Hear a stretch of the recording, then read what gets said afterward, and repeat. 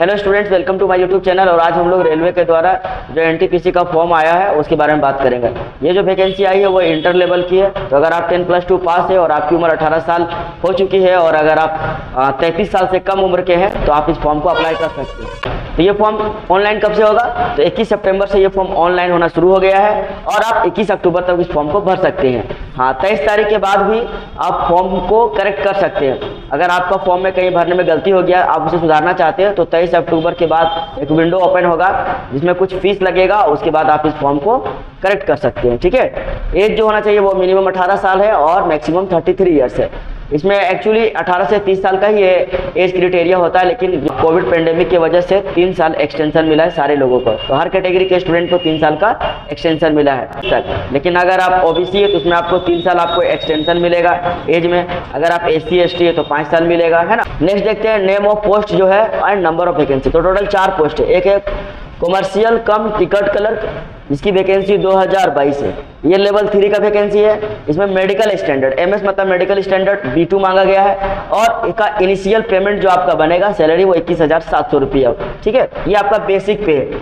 इतना ही मत समझ लीजिएगा, इसमें और भी बहुत सारे पेमेंट बढ़ते हैं, सुविधाएं मिलते हैं, जिससे आपका जो टोटल अमाउंट है वो 50,000 के अराउंड आ जाएगा। ठीक है, अगर आप बात करते हैं इसके अकाउंट क्लर्क कम टाइपिस्ट का, अकाउंट क्लर्क कम टाइपिस्ट उसमें 361 पोस्ट है।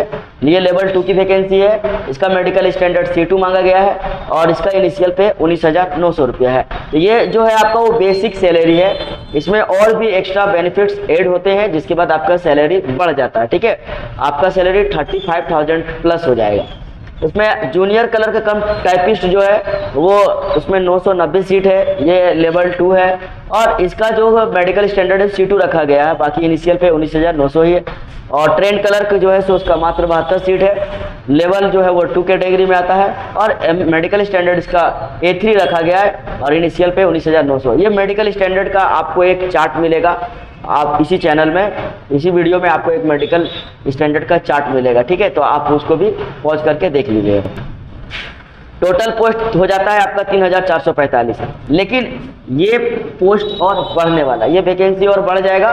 तो आप ये मत देखिए कि ये वैकेंसी कितना है, तो ये वैकेंसी और बढ़ने वाली है। ठीक है, अब बात करते हैं इसका सिलेक्शन प्रोसेस क्या होने वाला है। तो स्टेज 1, स्टेज 2 और स्टेज 3, इसके बाद आपका DB होगा और मेडिकल होगा। ठीक है, 2 अलग से स्टेज होगा। डॉक्यूमेंट वेरिफिकेशन, उसके बाद मेडिकल टेस्ट, है ना, या मेडिकल एग्जामिनेशन कह सकते हैं।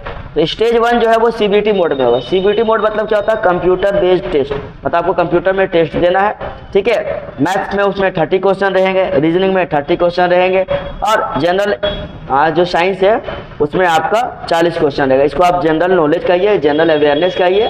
ठीक है, 30 क्वेश्चन है, हर क्वेश्चन 1-1 मार्क्स का रहेगा। तो टोटल आपका 100 क्वेश्चन हुआ, तो हर क्वेश्चन 1-1 मार्क्स का, इसका मतलब 100 मार्क्स होगा। ठीक है, एग्जामिनेशन जो होगा, एग्जाम के बाद नॉर्मलाइजेशन होगा। तो नॉर्मलाइजेशन में क्या होगा कि आपका मार्क्स बढ़ भी सकता है, घट भी सकता है। ठीक है, और टाइमिंग इसके लिए आपको 90 मिनट मिलेगा, यानी 1 घंटा 30 मिनट। फिर स्टेज 2, अगर आप यहाँ पर पास करते हैं तो 15 गुना छात्रों को, 15 गुना स्टूडेंट्स को स्टेज 2 के लिए बुलाया जाएगा। 15 गुना स्टेज 2 के लिए बुलाया जाएगा। जितना सीट है उसका 15 गुना कीजिए, उतना स्टूडेंट्स को फिर टायर 2 यानी कि स्टेज 2 के CBT मोड में कॉल किया जाएगा। वहाँ पर मैथ के 35 क्वेश्चन रहेंगे, रीजनिंग के 35 क्वेश्चन रहेंगे और जनरल साइंस के वहाँ पर 50 क्वेश्चन रहेंगे।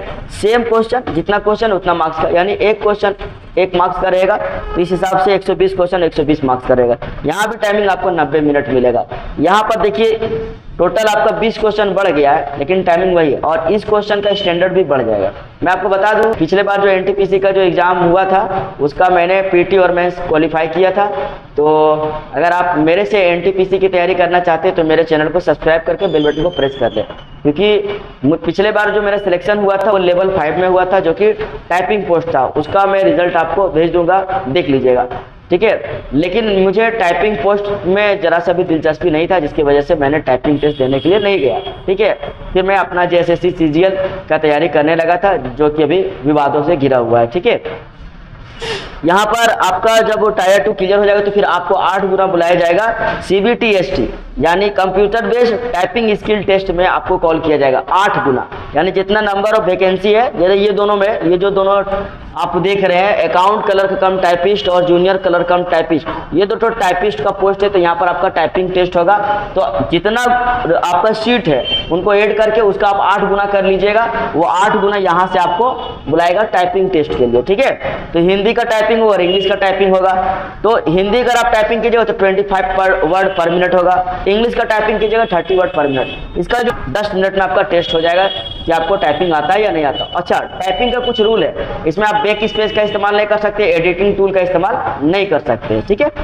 अब आपको बताता हूं कि अगर आप एग्जाम में, जैसे ये सब आप क्वेश्चन आप देख रहे हैं इतना मार्क्स का है, तो इसमें नेगेटिव मार्किंग है 1/3। अगर एक क्वेश्चन आप गलत करते हैं तो आपका 1/3 आपका स्कोर जो है वो माइनस हो जाएगा, रिड्यूस हो जाएगा। मतलब इसमें नेगेटिव मार्किंग का स्कीम है, ठीक है।